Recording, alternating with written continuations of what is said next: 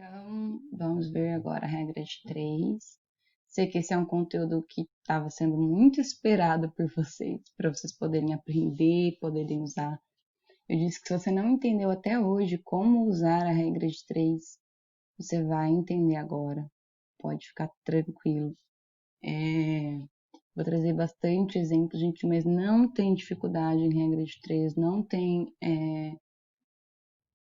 por que vocês não aprenderem, tá? Eu vou tentar ser o mais didática possível, me perdoem se para alguns eu for repetitiva, mas eu preciso explicar de um jeito que todos entendam, e a velocidade que alguns aprendem é diferente da velocidade que outros aprendem. Então, eu vou tentar ser o mais clara possível para que todos entendam, tá bom? Então, vamos lá. Regra de 3. Primeiro é preciso a gente entender que existem dois tipos de regra de 3. Existem as regras de 3 simples e existem as regras de 3 compostas, ok? A regra de 3 simples, gente, ela, como o próprio nome fala, é a regra de 3 simples. É aquela, né, que vai ter ali dois parâmetrozinhos e a gente vai comparar eles. Vamos ver então como que funciona? A regra de 3 é um processo prático para resolver problemas que envolvam 4 valores, dos quais se conhecem 3. Então, conhecendo 3 valores, eu preciso determinar o valor daquele que ainda não é conhecido. Então, eu vou ter lá 4 variáveis, sendo do qual dessas 4, uma eu não conheço, mas eu tenho um valor de 3, ok? Então, aqui eu fiz um exemplo para vocês, para vocês conseguirem ver o que eu estou falando. Então, o preto é o que eu não conheço. Eu vou ter ali as variáveis, depois eu vou multiplicar cruzado, né? A gente vai aprender isso. Mas esse aqui eu desconheço. Então, eu quero achar esse blackzinho. E aí, eu pego os greens e acho o black. Tá bom? Então, vamos lá. Existem 3 passos para a gente construir a regra de 3. Você entendendo esses 3 passos, gente, acabou. Você vai saber aplicar a regra de 3, você vai saber usar, tá? Então, o primeiro passo que eu preciso saber, o primeiro passo, gente, é você construir uma tabela agrupando as mesmas grandezas. Então, a gente já viu que a grandeza, né, aquilo que eu posso medir, eu posso considerar uma grandeza. Então, este é o primeiro passo, eu fazer a tabela. Essa tabela, ela vai ser composta de 2 colunas, uma do lado direito, uma do lado esquerdo. Nessas colunas, você precisa ter na tua cabeça que na coluna de uma grandeza só pode entrar aquela grandeza. Na coluna da outra grandeza só pode entrar aquela grandeza. Então, eu não posso misturar as grandezas. Se é tempo, vai na coluna de tempo. Se é velocidade, vai na coluna da velocidade. E outra coisa importante que eu tenho que observar é que se o parâmetro é o mesmo. Se eu estou medindo em metros, então a medida das duas tem que ser em metros. Se eu estou medindo temperatura em graus Celsius, a medida das duas temperaturas tem que ser em graus Celsius.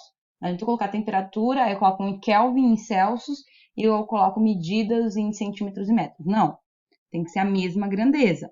Se o exercício, por exemplo, se eu estou trabalhando com medida, eu tenho uma medida em metro e a outra em centímetro, eu preciso escolher se eu vou trabalhar com metro ou com centímetro. Ah, mas me deu uma em metro e a outra em centímetro. Então, uma das duas você vai ter que transformar. Ou eu transformo metros para centímetros ou centímetros para metros, ok? E aí eu vou ter velocidade, distância, tempo, temperatura, tempo, qualidade. Eu vou ter sempre 2 grandezas. Eu coloco na coluna, cada uma na sua respectiva coluna, beleza?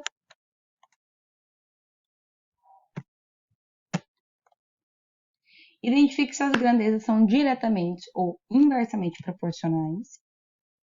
Monte as proporções e resolva as equações. Vamos ver um videozinho, gente, para resumir isso aqui um pouquinho melhor para vocês? Vamos lá. Vou pôr aqui no cantinho para não atrapalhar, tá? Vamos assistir um pedacinho para a gente ficar um pouco mais claro isso. Primeira questão. Comprei 6 quilos de carne por R$60. Quanto pagarei por 10 quilos? Então, Entenderam aí?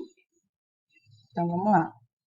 de 3 simples, sempre vai haver 3 informações. E vou ter que achar a quarta informação. E também na regra 3 simples eu vou ter sempre 2 grandezas. Tá? Cada grandeza vai ter 2 informações. Então, aqui nesse exemplo, nós temos grandezas quilogramas e grandeza dinheiro. Então, na grandeza de quilograma, 6, né? 6 quilogramas. Na outra grandeza do dinheiro, coloco 60. 6 quilogramas custam 60 reais. Quanto pagarei? Pagarei é dinheiro. Dinheiro, na coluna do dinheiro, vamos colocar um X, porque é o quanto eu vou pagar em dinheiro.